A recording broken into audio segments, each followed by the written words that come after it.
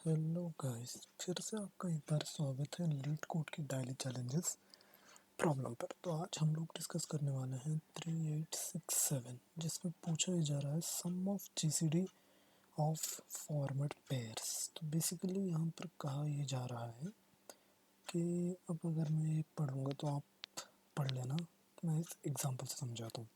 जैसे मान लीजिए यहाँ पर आपके पास है 264, तो उन्होंने कहा है कि सबसे पहले हमें कंस्ट्रक्ट करना पड़ेगा एक प्रीफिक्स जीसीडी अरे। इस अरे में मतलब जो हर एक एलिमेंट रहेगा वो GCD of that particular element comma M X I, इन दोनों का जीसीडी की वैल्यू को हमें प्रीफिक्स जीसीडी में स्टोर करना पड़ेगा। तो आप सबसे पहले इसे समझते हैं कि एम एक्स आई क्या है। एम एक्स आई नम्स 0 से लेकर नम्स आई तक जितने भी एलिमेंट्स हैं उनका मैक्स है। तो चलिए इसे सॉल्व करने की कोशिश करते हैं। तो पहले आप अगर यहाँ पर एग्जांपल देख लेंगे तो जैसे 2 है, तो अब तक ग्रेटेस्ट एलिमेंट भी 2 है और नम्स आई भी 2 है, तो इसीलिए 2 और 2 का जो जीसीडी है वो 2 आने वाला है। तो इसीलिए प्रीफिक्स जीसीडी में 2 आकर स्टोर हो गया। और फिर जब आप यहाँ पर 6 देखें तो नम्स आई भी 6 है और ग्रेटेस्ट एलिमेंट भी 6 है, इसीलिए यहाँ पर 6 स्टोर हो चुका है।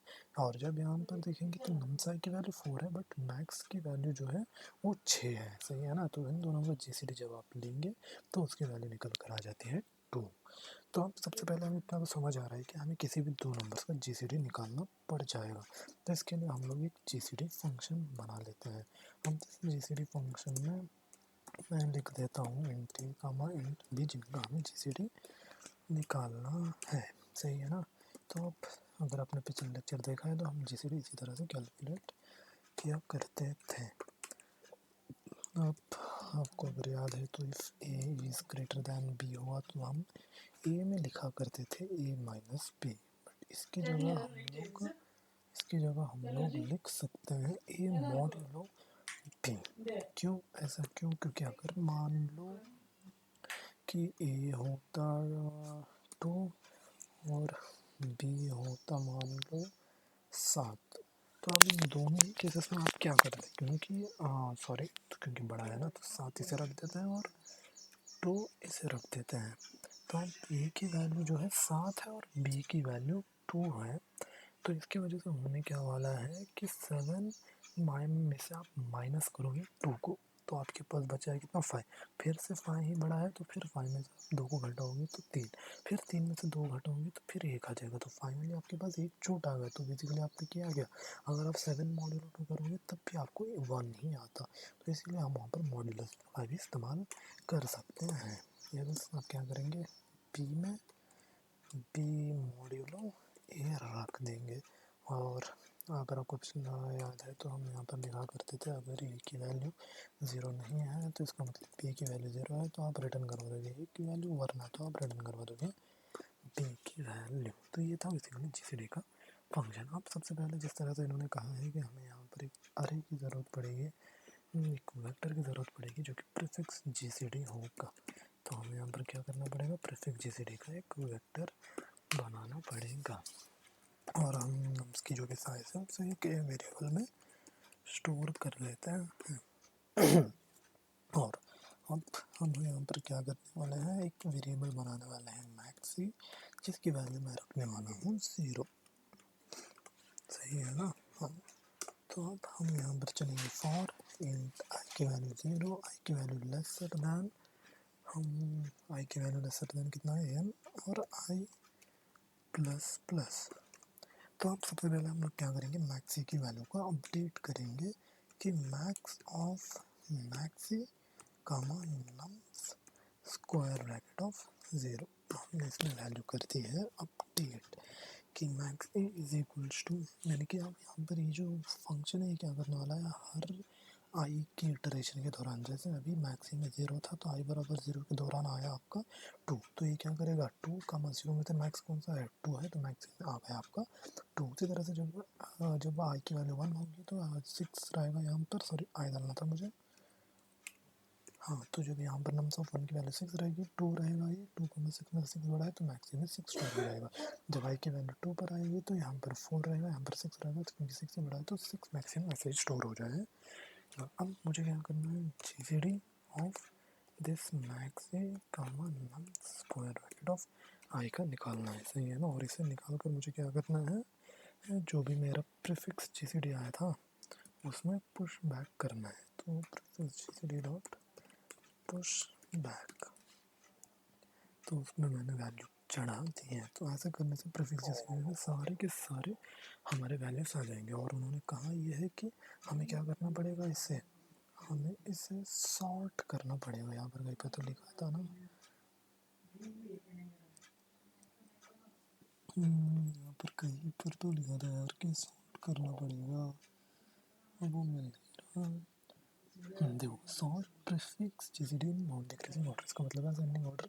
तो आप नॉर्मल तरीके से यहाँ पर सॉर्ट फंक्शन का इस्तेमाल कर लीजिएगा। सॉर्ट फंक्शन आप कैसे इस्तेमाल करेंगे इसे ना, जो भी आपका नाम है डॉट बिगिन कामा, जो भी आपका नाम है डॉट एंड, यानी कि आप पॉइंटर्स का बेसिकली रेफरेंस दे रहे हो इसमें। तो अब ये सॉर्ट होकर आ गया। अब हम यहाँ पर सिंपल से क्या करेंगे, एक लेफ्ट पॉइंटर रखेंगे जो कि 0 पर रहेगा और एक राइट पॉइंटर रखेंगे जिसकी वैल्यू n-1 से स्टार्ट हो जाएगी। और हमें तब तक चलाना है जब तक left is lesser than right है। और जैसे ही left is lesser than right है तो हम हर स्टेप में क्या करेंगे, ऊपर हम लोग एक रिजल्ट के लिए, आंसर के लिए लॉन्ग, क्योंकि रिटर्न टाइप इसका लॉन्ग लॉन्ग है इस फंक्शन का, तो इसलिए हम उसमें लॉन्ग लॉन्ग का एक सम वेरिएबल बना रहे हैं। और सम में बेसिकली हमें ऐड क्या करना है, सम में हमें ऐड करना है जीसीडी ऑफ, क्या ऐड करना है हमें, nums square bracket of left, sorry nums नहीं, हाँ यही गलती होती है जो हम कर बैठते हैं। प्रीफिक्स जीसीडी का लेफ्ट कामा प्रीफिक्स जीसीडी का राइट, इन दोनों का हमें क्या करना है, मतलब कि इसने कहा है कि पेयर्स उठाना है, यानी कि for each forward pair compute the GCD of two elements. यानी कि इसका मतलब है, देखिए प्रीफिक्स जीसीडी ये है तो ये वाला और ये वाला ऐसे उठाना है, फिर नेक्स्ट इस वाला और इस वाला, क्योंकि यहाँ पर सिंगल एलिमेंट है तो छोड़ दीजिएगा। लेकिन जब आप यहाँ पर देखेंगे तो यहाँ पर पॉइंटर लेफ्ट यहाँ पर रहेगा और यहाँ पर राइट पॉइंटर रहेगा। तो पहले इन दोनों को पहले सॉर्ट, ऑब्वियस बात है यहाँ पर पहले सॉर्ट करेंगे ना, तो सॉर्ट करेंगे तो ऐसा होगा, तो लेफ्ट पॉइंटर यहाँ पर रहेगा, राइट पॉइंटर यहाँ पर रहेगा। तो इन दोनों का जीसीडी पहले निकालेंगे, फिर लेफ्ट को आगे मूव करेंगे, राइट को आगे मूव करेंगे, इस तरह से इन दोनों का जीसीडी निकाला जाएगा। तो इसीलिए हम यहाँ पर क्या कर देंगे, लेफ्ट की वैल्यू को आगे बढ़ाना है और राइट को पीछे लेना है, और हमें फाइनली रिटर्न करवा देना है सम की वैल्यू को। तो चलिए चेक कर दें कि परफेक्टली काम करने वाला है या नहीं। जी हाँ, ये परफेक्टली काम करने वाला है। अब अगर हम इसकी स्पेस कॉम्प्लेक्सिटी के बारे में बात करेंगे तो स्पेस कॉम्प्लेक्सिटी ऑब्वियस बात है, आप यहाँ पर देख सकते हैं कि स्पेस कॉम्प्लेक्सिटी इस वेक्टर की वजह से स्पेस कॉम्प्लेक्सिटी हो जाती है big of n, space complexity इसकी बिग ऑफ एन हो जाती है। तो वैसे यहाँ पर लिख देता हूँ, तो स्पेस कॉम्प्लेक्सिटी हो जाती है बिग ऑफ एन। तो अब सवाल उठता है टाइम कॉम्प्लेक्सिटी क्या होने वाली है। टाइम कॉम्प्लेक्सिटी आप यहाँ पर देखेंगे तो पहला फॉर लूप चल रहा है 10 से लेकर n एलिमेंट्स, यानी कि टोटल n एलिमेंट्स के लिए चल रहा है, और दूसरा भी लगभग n एलिमेंट्स तक चलेगा, मतलब n/2 एलिमेंट्स तक चलेगा, जो कि हम बाई 2 को तो नेगलेक्ट कर सकते हैं। थोड़ा देखा जाए तो n तो चल ही रहा है, और हर स्टेप में आप कैलकुलेट कर रहे हो जीसीडी। अब जब आप यहाँ पर इस जीसीडी को कैलकुलेट कर रहे हो तो जीसीडी सबसे पहले आप स्मॉलेस्ट एलिमेंट को पकड़ोगे और उस स्मॉलेस्ट एलिमेंट को, सॉरी स्मॉलेस्ट एलिमेंट को बड़े एलिमेंट से मॉड्यूलो करोगे। अब मान लीजिए कि वो एलिमेंट 1 बाई 1 कम होता जा रहा है, जैसे कि अभी फॉर एग्जांपल यहाँ पर 50 था और यहाँ पर कुछ ऐसा नंबर था जो स्मॉलेस्ट, जो कि मान लीजिए 20 या कुछ रहेगा, तो ये इसे 19 पर लगा के खड़ा कर देगा।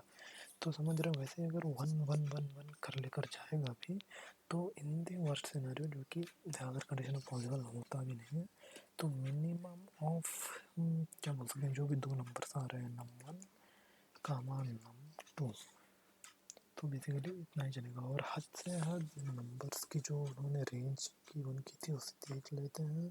वो भाई नंबर्स की रेंज तो बहुत ही बड़ी है। इस तो देख सकते हैं आप कि minimum of num1 comma num2 big of n, तो अगर आप इसे नेगलेक्ट भी करेंगे तो big of n time complexity इसकी जाएगी। इतना ही है आज के लिए। Thank you for watching the lecture.